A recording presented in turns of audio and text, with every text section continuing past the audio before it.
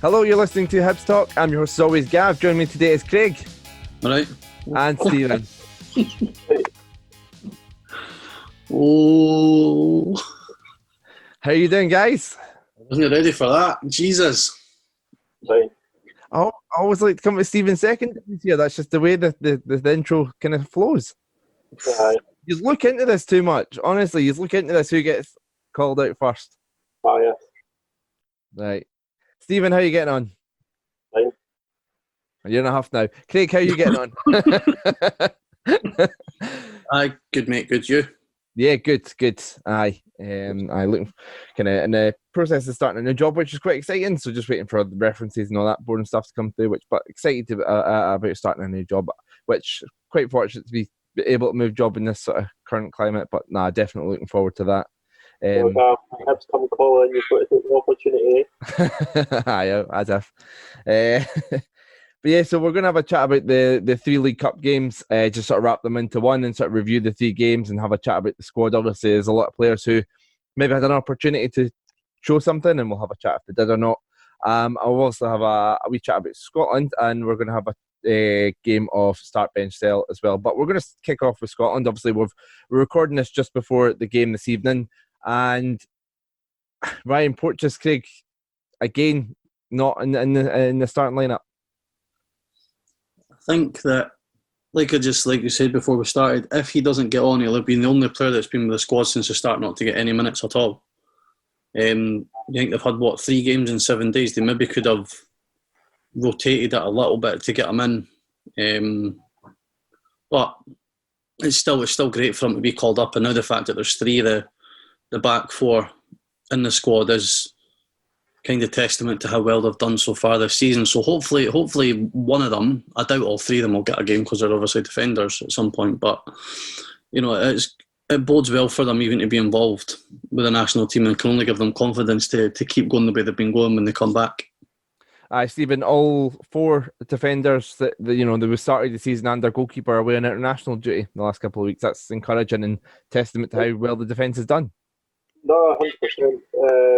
I was a little bit surprised that Harman wasn't called up before Porteous. I think that Porteous would have been better served than under 21s purely for the fact that he would be getting the 90 minutes every game for them. So I don't think it would have done him any harm. Josh Doig turned out started in the under 19s game against and England. then I got abandoned, yeah. And Marciano's played every minute of Israel's round of fixtures, so yeah, can't complain. It's been good, and it's good obviously to see another McGinn in the Scotland squad as well. So. Yeah, disappointing to not see them more involved tonight, but an encouraging thing, Craig, is about John McGinn. I know people, other supporters of other clubs moan about us going on about him as if he's still one of our players, but fuck it, we'll love him. John McGinn, captain in the side tonight. Aye, good on him. He's obviously, I think he's reached heights that none of us ever thought possible. I mean, we knew when we had him he was good, but I mean I will tell you different though. Gav is tipping him as a future Scotland captain for the second he walked into. I think you could see that for the beginning he had the leadership qualities, but I don't think in terms of his level of performance. I mean, you think about it, he's went basically for playing against jobbers in the Scottish Championship to now sitting near the top of the English Premiership. And I mean, in the space of what was that, 2 years that we were playing, 2 years removed from us playing in the Championship? I mean, it's just goes to show how good a player he actually is. Aye, I think we've heard sort of Matthew on this podcast and other places and other people speak about how his attitude, Hibs done a lot for him, but he's the reason he's got to where he is. His attitude, he's always wanting to improve. Gordon Strachan spoke so highly about himself. So yeah, definitely well earned tonight. Hopefully people will listen to this after a great result for Scotland and another man of the match performance for John, and fingers crossed a debut for either of any of the Hibs defenders. If only Ryan Porteous had a left foot the way. Ridiculous. Anyway, I'm sure 34-year-old Andrew Considine will be a massive part of the Euros next year. So let's get on with the League Cup games. Obviously, those the players have sort of been missing. Hanlon did play one of the games, but other than that, the rest of them have all sort of been missing. Craig, your overall thoughts on the performances from these 3 games? Bad, eh? Like, obviously, you need to temper it with the fact that a lot of the players were away on international duty. And, you know, we're still missing players like Scott Allen and that, and we've had Fraser Murray and whatnot go out on loan. But this was a real opportunity for players like Hallberg, Mallon, even to a certain extent somebody like Dre Wright to show that, you know, state their claim that they could have a regular place in the team moving forward. And I just don't think any of them done themselves justice across the 3 games. The keeper as well. The keeper is very suspect for me. I think he's basically shown that he's on. If the worst comes to the absolute worst and Marciano gets injured or suspended or whatever, that he'll get thrown in. But no, I've not been encouraged by them whatsoever. But then we've played 3 games and we've won 3 games, so you're not going to get swashbuckling football away at Cove or away at Forfar because the pitches were fucking brutal. AstroTurf pitches are absolutely stinking in this country. I get why teams have them, but it does not make for an entertaining spectacle whatsoever. So performances, meh, but we're in the next round and that's what you can really ask for. Stephen, Craig mentioned that there are 3 wins from 3. Is it just about getting those results and getting minutes in the league? So if any of these players are called upon, they've got more minutes in them? Or did we need to see better performances from the team and some individuals as well? I think we definitely need to see better performances. I don't think we were sort of really expecting much for like Nisbet, Boyle, Boyd, really for the fact that they're playing on lower league pitches, and like Craig says, AstroTurf it's horrendous. So like we see how bad Hibs normally perform apart from this season at Livy, Kilmarnock, etc. So I think like Craig says, it's more just about getting through to the next round. We've done that, so we can't really complain. But there need to be big performances for Hallberg, Mallon. I'm now 100% convinced that Hallberg's got to be the next Liv Collie. So I mean, looking at the individuals, then I mean, sort of, Stephen mentioned a few there. Craig, is there anyone who took their chance for you? I think Gullen looked bright when he came on against Cove on Saturday. Obviously came on and got a goal practically straight away. Nisbet continues to shine. Obviously his goal against Cove as well was a brilliant finish. But other than that, I mean, you can't really pick anyone out. Obviously, we're not expecting too much from McGuinness just now because he's just, he's been out injured for so long and he's just sort of feeling himself back in. Stephen McGuinness, very much for me in the Barnes mould, if needed and only if he's absolutely needed will he play. And I agree with Stephen as well about Slivka Hallberg, whatever you want to call him. I was convinced at the start of this season he would have a big season for us. I thought this was going to be his year where he kind of broke out and he made a midfield slot his own, but over a year now I'm still not convinced what kind of midfielder he is. Like even with Slivka, you could tell Slivka had decent technical ability. The goal he scored against Rangers and then he scored Celtic at Easter Road as well, when he cut in and then past the keeper. First couple of minutes of the game. Whereas Hallberg, is he a box-to-box midfielder? Is he a sitting midfielder? Is he an attacking midfielder? Is he just I don't know what player he is, and I don't see where he fits into this team whatsoever. Yeah, I've seen a lot of people sort of saying that they were really hoping to see something from Hallberg in these last few games, and obviously, to be fair to him, the full game last night and then the game on Saturday, he did play the second half on Saturday. He did play right back, so a completely different position. Manager spoke about sort of utilising them there, and so he's got some of the tributes to get play there. Did get an assist in that second game against Cove Rangers. But I mean, Craig mentioned Gullen there, Stephen.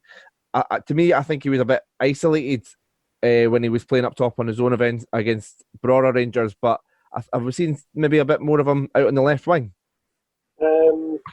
Yeah, and that's a wee bit concerning because it sort of fills me with dread in the sense that he's going the same way as Ollie Shaw, and when Canberra went out on the left, I think he will just sort of remain a bit part player, and I think he will sort of go the Ollie Shaw way. I don't think he's got to be a long-term first team striker for him. I mean, I think maybe you've been a bit harsh on him there because you mentioned about how he's, Shaw and Canberra. I think they were two strikers who were played out in the left wing. To me, Gullen seems like a more versatile player who can play left wing without, it's a position he's quite comfortable in. Do we really need him there, though? Say that again? Do we really need him there, though? Well, that was my next question. I was going to come to you and say, I mean, Jamie Murphy has been injured now for a while. Is it maybe he's obviously done one of the few bright sparks from these games? Is there maybe an opportunity for him to come in with Murphy now injured? It will all just sort of depend on what the formation's going to be throughout the season. I think if you're playing three at the back, Doig will play left wing back. Stevenson started to come back into the fold. You've got Murphy if we play 4-4-2. Newell can play out in the left. Jay Wright can play out in the left. I think Jay Wright's another one that's injured now. So if we're sticking with that 4-4-2 and Murphy's injured, is Gullen maybe got an opportunity? I don't know. He'll probably get a run. He'll probably get a run in the team while there's injuries, but how long are the injuries got to be? You've still got another injury. You've still got an international break in November. So when you've got that long, you'll have a lot of players coming back, I'd imagine. So I think it'll just be one of these things that you see how it pans out. I hope he does well. I hope he breaks into the first team, and I hope he gets a start in place. But early signs are just showing that he's going that way. I think with Jamie Gullen, the way that we played doesn't help him when he's trying to make an impact. Like if he's coming on more often than not the 60-minute mark onwards, if we're ahead, we're no pushing for another goal. So he's no getting balls into the box. He's no getting chances to link up play to try and to get himself a goal or show what he can do, because we're not playing that way. We're tending to sit on leads and not, when was it like the ideal, the game, what was it, Hamilton at 3-0? Or did it go 2-1? Or did it go 3-1? We were 3-0 up, weren't we? Yeah. Aye, and instead of going for a fourth, we kind of sat back. So that doesn't give him an opportunity to go and show what he can do. I'm like you, Stephen. I want. There's every so often a player comes through the youth system, and you're like, aye, look like Ollie Shaw. Ollie Shaw looked all right, but for me, he was never going to be somebody that was capable. Best young striker in Europe. Like for me, he never looked like he was going to be a Hibs number 9. No. Whereas there just seems to be something about Gullen that tells me that if he did get a sustained run in the team, he could show and he could be that kind of player. But I don't think the way that he's coming on, like when he's coming on with 15, 20, 30 to go, the way we're playing isn't suiting and isn't suited for him to try and have as much of an impact as what we would like, or I'm sure what he would like as well. To me, I think if Doig, for example, was to pick up an injury, and Nisbet and Gullen spoke about it the other day, they've played together at Wraith Rovers. I think there's a potential, they've got a bit of a partnership already. They're obviously training together every day. I think it'd be quite exciting if we gave them a run of games, the two of them together. Obviously, I love Doig, so I don't want to see that happen anytime soon. But to me, I've got a bit of faith in that. And I think Gullen has done well. And I think he looked brighter on the left wing against Brora Rangers. So with Murphy's injury, if he was to start against Ross County out there, I wouldn't be too disappointed. But I mean, the other sort of player who I've gotten written down here is Stevie Mallon. Obviously 2 goals against Brora Rangers, an assist as well, and another assist last night. But I've seen the sort of reading through .net and Hybe's Bounce, Craig, a lot of people not seeing what he's bringing to the team, apart from those goals and assists. I genuinely don't see what he brings. Again, like Hallberg, what does he do? Like, his technique on the ball and his ability to hit balls for distance is probably up there with the best that I've seen at Hibs anyway. But for a central midfielder, he doesn't tackle, he doesn't. I know that's not all about it, but I mean, look at Newell. You would look at Newell and think he doesn't get stuck in but he does. Like, that's what he needs to. Like, Newell has completely changed his game to become a first choice player for Hibs. Mallon should be looking at him thinking, right, ability wise, Mallon is better than Newell in terms of his technique on the ball. In terms of his technique on the ball, his technique on the ball. Who are you talking about, though? This is Joe Newell we're talking about, though. But in terms of actually on the ball, he is a better player than Newell. But Newell has looked at the players around him and thought, right, I need to do something. I need to change myself to get myself in the team. And that's what he's done. Who a year ago would have thought that Joe Newell would have been a first pick centre midfielder for us? Me, mate. Well, for me, that's what Mallon should have done. Mallon should be looking at them and going, right, this is what I need to do to get myself in there. And for me, he's not done it. And I've been take the goals and assist out of his games over the last 3 days, and he's been anonymous. Yeah, I think Mallon. Yeah, he got the goals, which was great, but we've said on this podcast numerous times. I think we even had an episode titled after it, how he's played too deep. How I think Neil Lennon kind of seen him as a replacement to Dylan McGeoch. When we were like, right, this guy is surely a number 10. Give him a bit more freedom. We done that, and he played that role against Brora Rangers. Obviously, he got the 2 goals, but other than that, anytime he'd gotten the ball, he would hold it up. He'd take that touch to get a bit of space, and then ping it out to a full back or play it backwards. He was never getting the ball and taking on a man or try to gain. Get the ball up the pitch, try to make runs with the ball. It was always sideways passes or backwards passes, Stephen. Yeah, he's basically just a Scott Allen without a forward pass, and that's pretty much what it is.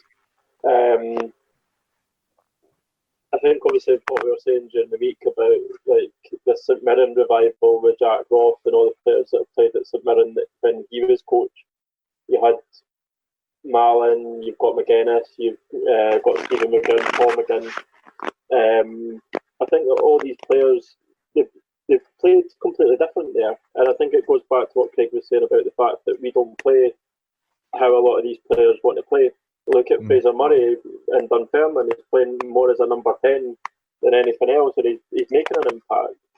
But I think that his focus is around that attacking midfielder,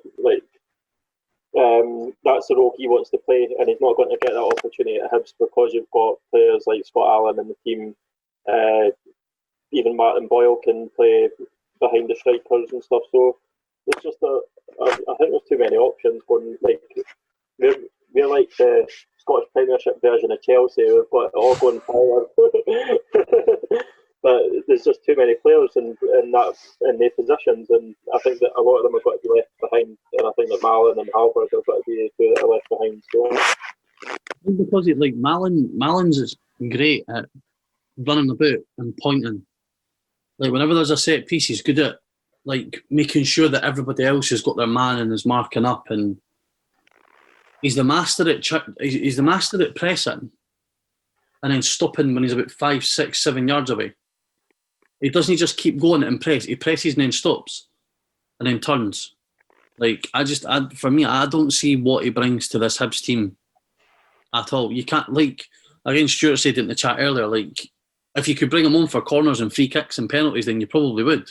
Yeah, but we can't do that. So no, I think. And I think it was a bit. Sorry, unless he does a Newell type revival, I don't see a future for him at Hibs. As harsh as that may sound, I just don't see where he fits in with the way that Jack Ross wants to play.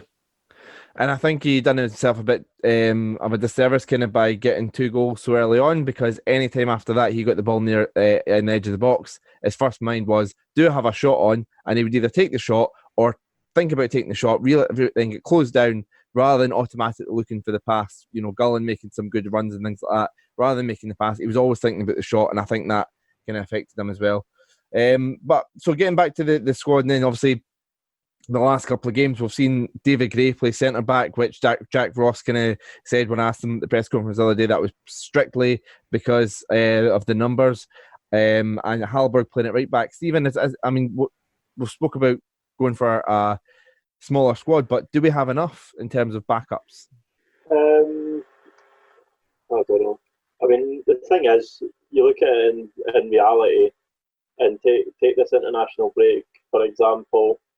there's no way that the three Hibs defenders are going to be called up in the same squad again, especially if none of them are getting minutes.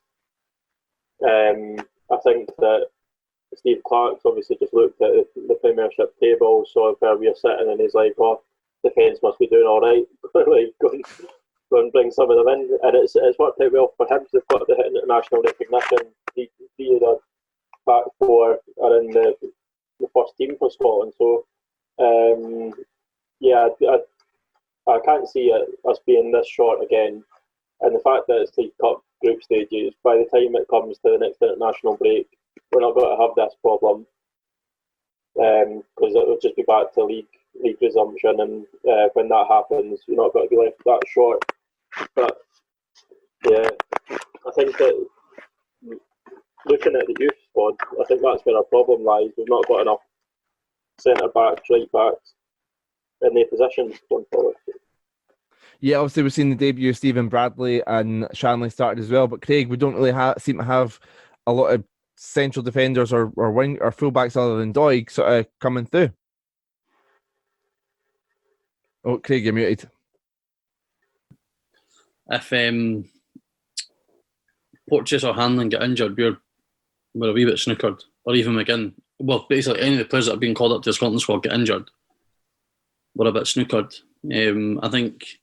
I know they were rusty and they've not played for a while, but unless they were needed, I wouldn't want to see Gray or McGregor being thrown back in. I mean, the last memory I've got of Gray in a league game, I think, was at Ross County, Easter Road, or Ross County or St Mirren, and he got turned, or maybe it was at Hamilton, one of the Derry teams anyway, and he got turned inside out and he got taken off at half time, I think. They can't play week in, week out anymore. They're good backup to have if they're needed, but they're not good enough, or they can't stay fit enough, should I say, to play week in, week out moving forward. So the weaknesses, the lack of depth in defence is worrying. We don't seem to have a good balance of depth throughout the squad. Mm-hmm. Short in defence, short in attack, but we're quite stacked in midfield. Yeah, and I was reading a sort of post on this about .net, and somebody sort of said about how, Gogic can play there. And that's a great point. Gogic has played centre back for Hamilton, and obviously he's on international duty. So in a worst case scenario, he could play there. But at the same time, then we're losing him from midfield, and that's something that I'd rather not do. I think he's been so good in midfield. But one player who wasn't called up to international duty, Craig sort of touched on it earlier on, was Nisbet. We've probably had to rely on him a lot more than we've wanted to, Steve, in the last few games. So it's probably quite a blessing that he wasn't called up. Yeah, 100%. I don't think that we would have got the results that we did. We wouldn't have finished with 9 points had Nisbet been away on international duty. As much as I would have rather seen him playing for Scotland, like over the last 3 games, I'm grateful that he's still in our squad, because Doig, I mean, he's been lacking as well. Maybe it's his lack of confidence for not getting called up for Wales.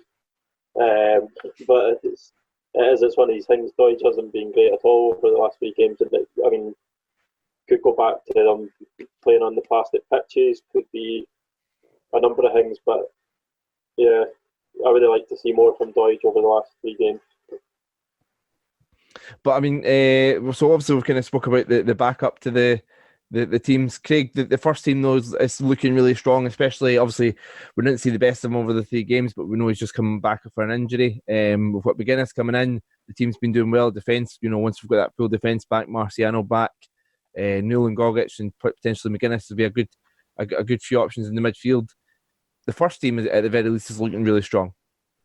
No, definitely, and I'm just sitting thinking, like, I'm coming across as so negative by talking like the performances were shite and like going on about Malin and Halberg and whatnot. But no, the team is in a really good place at the moment. Defensively, we're strong. You're effectively we've had two players come into the first team who haven't played at this level before, and they're more than holding their own. Doig and Nisbet have been nothing short. I thought Nisbet was going to be one of these players where he comes with loads of fanfare and it just doesn't work out for one reason or another. It was going to be one of those ones like a James Collins. He was going to come in with a lot of noise and nothing was going to come of it. But he's actually, he's far exceeded what I thought he was capable of. He's not just an excellent striker, but he's a great footballer. Mm. His link-up play, his willingness to run in behind, his physicality, his all-round game is tremendous. And, the first team as a whole, like I say, is in a really good place right now. And I think once Murphy gets a bit up to, more up to speed and used to playing with the players, McGuinness I'm excited about because he comes with a big reputation for St Mirren. Obviously, we've got Gogic and Newell in the middle, Boyle. I agree with you, Stephen. Doidge is a wee bit off it. I'll put it at the plastic pitches. I think he's just not that kind of player for me. He doesn't suit that sort of environment. But no, in terms of the first team, in terms of the regular starting 11, we're in a really, really good place right now, and I'm really pleased with how we've done and also how we're looking going forward as well. Yeah, and obviously we're back to league action on Saturday. Ross County away. Ross County this season have found themselves 8th, 10 games played, 11 points, 3 wins, 2 draws and 5 losses. They in League Cup action had a 3-3 draw with Montrose and then a win, so 4 points out of 6. In the last league game, they got beat 2-0 by Rangers. So I mean, Stephen, looking at Hibs, obviously, hopefully McGuinness is sort of up to full fitness. Would you see him getting a start in that midfield, or do you see him sort of still being slowly introduced to the team? No, I don't see any harm in putting him in against Ross County. I don't think there's any harm in it at all, because obviously Gogic just coming back from international duty. I wouldn't rush him straight back in for a start. I think we're going to need to bring in the defence again, but yeah, I think it's a chance to give him minutes, and it's a place that I think he would be quite effective as well, because he's got that versatility playing right across the midfield. So yeah, I would definitely give him a start for the weekend.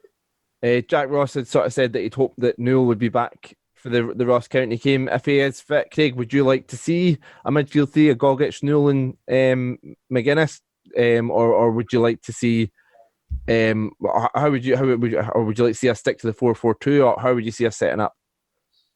I think we're going to have to find a way getting McGuinness in. There's no point paying money on a player and not playing him. I think a three of them, especially if Murphy's not fit, you could effectively see, a narrow three of Doidge, Nisbet and Boyle, with Nisbet maybe playing just a bit off to the left. Yeah, that would work. And that would give, if he's playing sort of a narrow left, it gives Doig and Newell the option to go around the outside of him. Mm-hmm. So no, I would think that a midfield three of them would actually be quite interesting, because I think they would give the midfield a good balance, because they would give Gogic and Newell a little bit extra than what they've had at the moment, with McGuinness sort of being able to go up and down and up and down. Yeah. The thing is as well, obviously, like I said to you before, like when I saw McGuinness at St Mirren at Easter Road, like he played as a left winger, and if you've got Wright and Murphy and that out injured, is like back playing? Is he? Yeah, he's been cleared to play. So if you play a 4-4-2, put McGuinness out on the left. If it gets him a start, it gets him some minutes, because obviously you want Newell to come back into the squad, and Gogic is important for breaking up the play, because I don't think we've got any other players like him. I wouldn't trust Stephen McGinn in that position against Ross County. But if it gets him minutes, put him out on the left.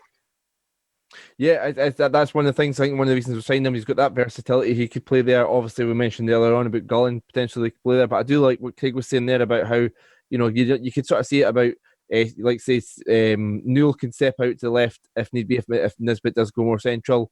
You've got Nisbet that could sort of be out there. You've got Doig that can come forward and sort of support that left hand side. Newell, even then, if Doig was staying forward, Nisbet can easily drop into that left back position. You've got a bit of versatility and a bit of sort of fluidity there in that left hand side if you do that. And like Stephen said, McGuinness could even sort of drift out there as well. So I think we've seen a lot of changes in game and things like that. So I think this is maybe just another player that sort of helps with that. So I'm really looking forward to the game, hoping that obviously it's going to be a bit of a turnaround. Obviously, the game tonight I think like say Marciano and Gogic are back tomorrow, but then the other players are back Thursday, so or even as late as Friday. So it's going to be quite late, and then obviously the game's on Saturday. So it'll be interesting to see if everyone's back in. Hopefully they are, but it'll be a quick turnaround. Stephen, obviously always a tricky place to go. You could argue, there's the travelling, but obviously the home and away crowds maybe not so much of a factor with no fans. What's your score prediction for the game? I think it's always a close game up there, and there's never many goals. So I think if we are going to win, it'll probably be 2-1. I can't see us keeping a clean sheet up there. So yeah, I'd say 2-1. Craig? I'll go with a clean sheet. I'll say 2-0. Love it. I'm going to go with Craig as well, 2-0. I'm quite confident I'll have a good result. So we're just going to finish up quickly then with a game of start, bench, sell. So with the international, obviously it looks like they're not going to play because they're on the bench. When I had this in my head, I was hoping that at least one of them was going to start tonight, but Hanlon and Porteous on the bench, and I was thinking the centre halves that have played for Scotland whilst at Hibs. Gary Caldwell came to mind. So Gary Caldwell, Ryan Porteous and Paul Hanlon, start, bench, sell. Have a quick think about it whilst we're talking about. Craig, what's your thoughts what's your memories of Gary Caldwell as a Hibs player? I remember him from his first spell when he was on loan. Mm-hmm. I actually got his signed top, the purple one. I remember him. He was a great passer. Like his distribution out for the back was top notch. And obviously he scored a free kick at Motherwell, the 2-2 game where Conte scored. Yeah, but Conte scored. Mm-hmm. I also remember him getting booed to fuck when it was announced that he signed his pre-contract with Celtic. But no, I think I remember him overall as being quite a good player for Hibs. You know, a good centre back who was decent on the ball. Who obviously was captain under Mowbray as well. Yeah, I think he's sort of more widely remembered for his time at Celtic. Obviously done quite well at Celtic and won a few titles there, and obviously went on to captain them as well. But yeah, a fantastic defender for Hibs. So obviously we've seen him get back to his best at Hibs. But Paul Hanlon, another player that we could speak for ages about, Stephen, about his service to the club and how great a player he's been for us. Yeah, it's definitely been understated, I'd say. There's a bit of interference there. Try that again. Stop it. I'd say it's definitely been understated. He's had just about as much impact, if not more, than Stevenson, I would say. Done so much for the club, and he's obviously starting to get his recognition for it now. I'd say that over the last 5 or 6 years, this has probably been his best start to a season as well. So he's only getting better as well, which makes a big difference going forward. Yeah, I mean, I was obviously just sort of rumoured and stuff, but I remember him being rumoured with a big money move to America, and I think he's pledged his loyalty to Hibs and been there for and stayed there and been a fantastic servant to the club, which you can, and it's great to see him, one playing well and getting the recognition, one from fans and two from the Scotland manager as well. Although it's sort of taking long enough, Craig. I remember his debut was Scottish Cup. Mixu's first game, and Dean Shields scored a hat-trick, and he played at left back, and he was actually, Paul was the year above me. Mm-hmm. At Hutchie Vale, and he was a centre mid / left mid, and all you heard about was this young boy called Paul Hanlon that was supposed to be, he was the one that was going to make it, and he's been a great servant. And I think this season I think by having Doig on his left-hand side and Porteous on his right-hand side, two young, still relatively, not so much Porteous, but inexperienced players, he's really had to step up. And obviously he's effectively our captain now as well. And I still maintain that if he's fit under Butcher, we don't go down. Yeah.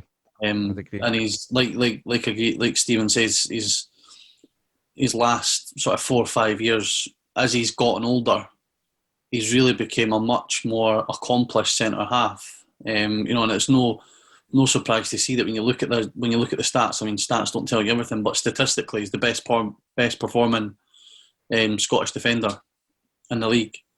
And, I might be a bit biased because, I've got a mate who's close to Paul's family. But I think he's been a brilliant servant for Hibs, and I think he'll continue to be a brilliant servant for us as well. I think we're incredibly lucky to have him. Yeah, completely agree. I think he's been a bit under-recognised at international level. And I think part of that is maybe sort of due to some of the systems we've played and stuff in the part, and that he's obviously a part of his career in the Championship as well. But yeah, fantastic servant, and great to see him getting the recognition, even if it is just sort of called up. I'm hoping that people listening to this, and he's somehow got on as a substitute and sort of made his debut. I'd love that because his career definitely deserves it. And Ryan Porteous, Stephen, starting with yourself, we're starting to see the best of him as well, and probably one that we should enjoy while he's here. Yeah, definitely. I think the key word for him is maturity. Like, he's definitely become a lot more mature this season, and I think it's because obviously we've been ranting about him on Hibs Talk about his stupid rash decisions, but he's definitely come on leaps and bounds, and I think with the defence that we've got just now, it suits him a lot better. Having to take that responsibility of playing as a right-sided centre half and a back three, and watching the players push around him, push up the park. Even just having Gogic in front of him as well, it's stopping him from having all these wee blips. I think Son used to just sort of tack over, and he's very rash in his decisions. He doesn't really think about them. And I think that comes from playing at under 21s level, bursting pit balls left, right, and centre. I think he's just got over that now. He knows what his role is, and he's at that point in his career where he can have a sustained international career as well. Mm-hmm. Now's the time for him to push as a first choice centre half for Scotland. So, I think no fans has been helpful for Porteous. Because when you look at some of the challenges he's made in the past, like the one on Barisic, for example, I still don't think that was a red card. He went in hard, but he done that because, one, we were getting pumped, and two, he knew it would cheer the fans up a wee bit. Obviously, he's made no secret of the fact that he was a die-hard Hibs fan. A lot of the since 1875 guys are pals with him. I think he probably used to go to the games with some of them as well before he got to, a certain level with Hibs as well.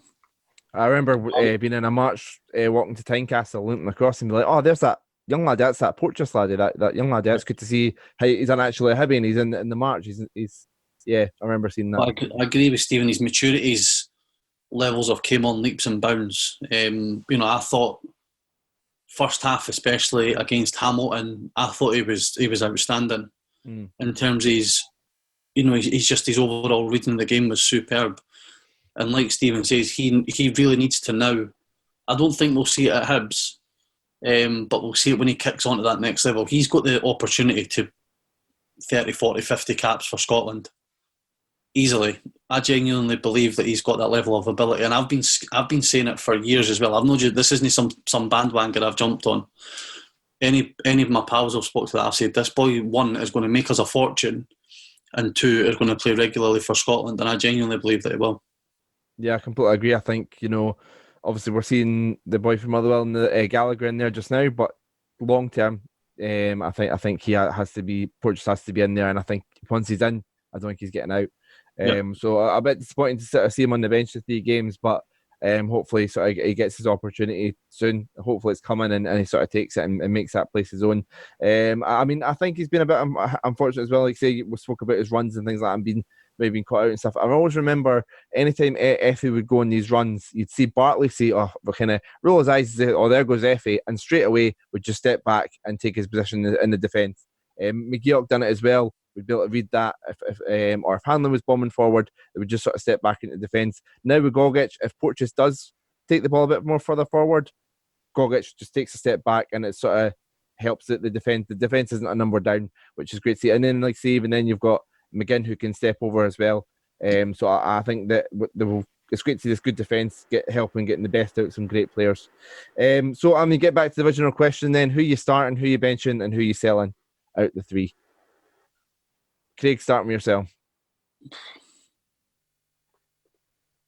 I'll sell Caldwell, bench Porteous, and start Hanlon. Stephen? Yeah, to be fair, I'd go the same. I think I would get rid of Caldwell. Never stayed with us long enough. But Porteous is one for the future, and Hanlon's the one that we need now. So, yeah, start Hanlon, bench Porteous. I'm the same. I'm tempted to say, cash in on Porteous because probably get a lot of money for him, so sell him. But at the same time, we keep him for longer, we'll sell him for more. So put him on the bench for now. Start Hanlon because there's longevity, and sell Caldwell because he's not heavy. The other two are. So that's quite an easy one. So yeah, we'll finish up there, folks. Obviously, folk will be listening to this after the Scotland game. But guys, what are you watching the game tonight? I'll be watching it. I'm not expecting much given the last couple of games, but what's been worse, the Scotland performances or the Hibs performances in the last 3 games? See, the thing is, right, with Scotland, like we moaned for so long that we were easy to beat. Like now, we're unbeaten in 7 games. We're not conceding goals. I don't know who expected Steve Clarke to come in and start playing this expansive, free-flowing brand of football, because he never done it at Kilmarnock. He got Kilmarnock to the league to where he did through them being hard to break down, hard to beat, and able to hit on the counter. I just don't think, with the injuries that Scotland have got just now, that we've got the players to play that type of similar system as to what he had at Kilmarnock. If only we had a pacey winger like Martin Boyle, if only he was Scottish, to hit them on the counter. Aye. Stephen, what's your score prediction for the Scotland game tonight? I think will be a close one. I think 2-1 to Scotland or 1-0. I looked at the Czech team, and they've got that Souček that plays for West Ham. He's been on fire at the start of the season. And that Vidra, is it, that plays for Burnley? Right, so a couple of good players in there. So, we've got John McGinn, who plays for Aston Villa and who spanked Liverpool 7-2. So is that high? But it's a team game, and we've got Gallagher in defence. So unless he's got his baseball bat, I think we'll be struggling in defence. Craig, your score prediction for the Scotland game tonight? I can't see us scoring more than 1, so I'll say 1-0.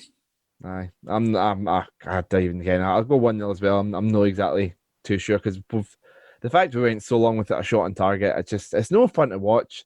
I want my national team to be a bit fun to watch, and it's no. But at least we're winning. At least we're hard to beat, which is good, I guess. Aye. But I'm not exactly on the Steve Clarke bandwagon, shall we say. So we'll finish up there, folks. Enjoy the Scotland game. Hopefully you enjoyed it, because like I said, this will be after it. Enjoy the game on Saturday. Guys, enjoy the rest of your night, and cheers again.